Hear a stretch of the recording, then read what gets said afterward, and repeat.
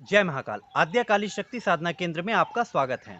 आज मैं आपको बताने जा रहा हूँ तारा महाविद्या की साधना के विषय। यदि हम तारा महाविद्या के स्वरूप को देखें तो इनकी चार भुजाएं हैं और इनकी चारों भुजाओं में सर्प लिपटे हुए हैं। ठीक है, शिव की तरह भग इनकी भी भुजाओं में सर्प लिपटे हुए हैं। दूसरी बात, ये शव के ऊपर खड़ी रह करके विराजमान है। इनका जो वाहन कह लें एक तरह से, या इनका आसन कह लें, इनका आसन ही शव है। ये शवासना है, शव के ऊपर खड़ी रहती हैं। नीलग्रीवा भी है। नीलग्रीवा का अर्थ है जिसका कंठ, जिसका गला नीले रंग का हो। तो भगवान शिव का नीला गला है क्योंकि उन्होंने विषपान किया था। ठीक वैसे ही माँ तारा का, तारा महाविद्या का गला भी नीले रंग का है। तारा महाविद्या के साथ भगवान शिव के जिस स्वरूप की पूजा होती है उसे कहते हैं अक्षोभ्य पुरुष।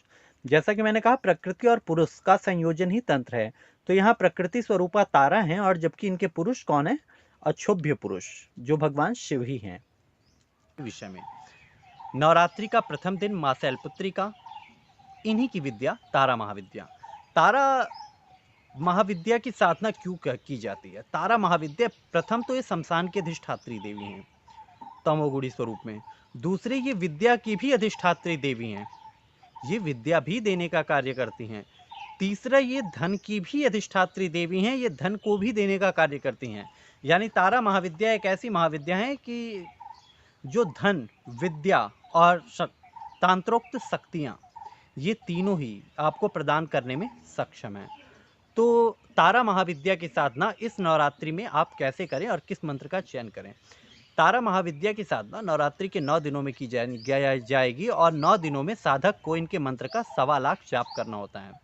1.25 लाख जाप करने पर मंत्र सिद्ध हो जाता है। साधना में आपको गुलाबी रंग के आसन पर बैठ करके गुलाबी धोती धारण करके आपको बैठना होता है। वक्षस्थल को खुला रखें। आचमनी इत्यादि प्रारंभिक पूजन, 9 दुर्गाओं, 10 महाविद्याओं का, भैरव, शिव इत्यादि का प्रारंभिक पूजन करने के उपरांत तारा महाविद्या के मंत्र का जाप मूंगे की माला से साधक को करना चाहिए। लाल मूंगे की माला का प्रयोग करें, अथवा आप रुद्राक्ष की माला का भी प्रयोग कर सकते हैं। मंत्र ऐंग ओम भ्रीम स्त्रीम हुम फट।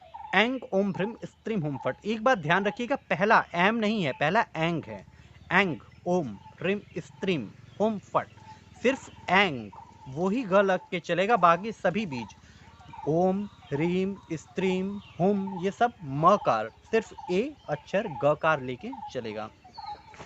इस ढंग से आपको मंत्र का जाप करना है। साधक को मंत्र जाप वाचिक करना चाहिए ताकि मंत्र की ऊर्जा शरीर में भरे।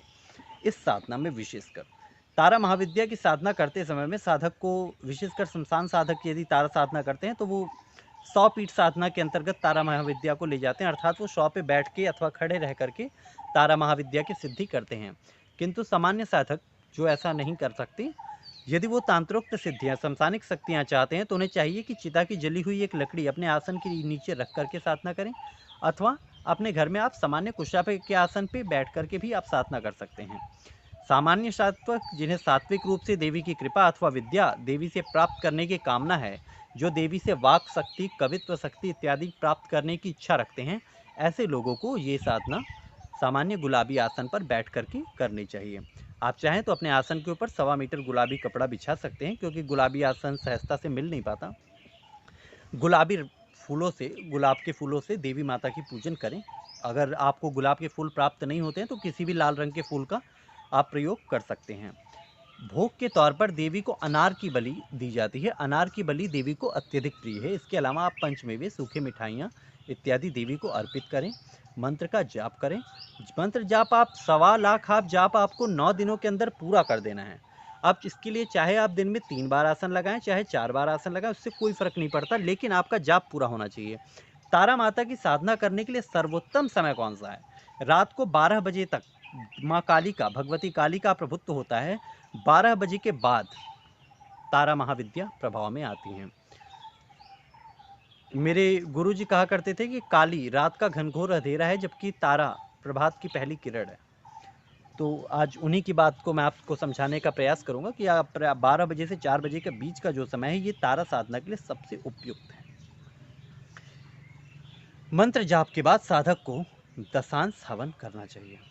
जो साधक दशांश हवन नहीं कर सकते, वो उसकी अन्यथा में आप उसके विकल्प के तौर पे 12,500 मंत्रों का जाप बढ़ा दें 1.25 लाख में। ठीक है, तो ये जाप की संख्या आपकी बढ़ जाएगी, 1.5 लाख हो जाएगा, संख्या इसकी बढ़ा दें।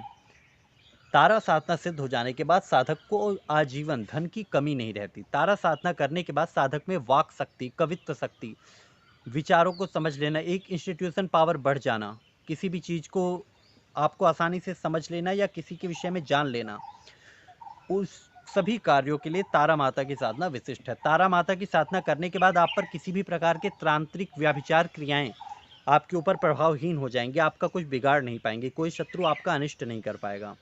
तारा साधना सिद्ध हो जाने के बाद आप साधक यदि चाहे तो प्रेत विद्या में सहजता से सफलता प्राप्त कर सकता है।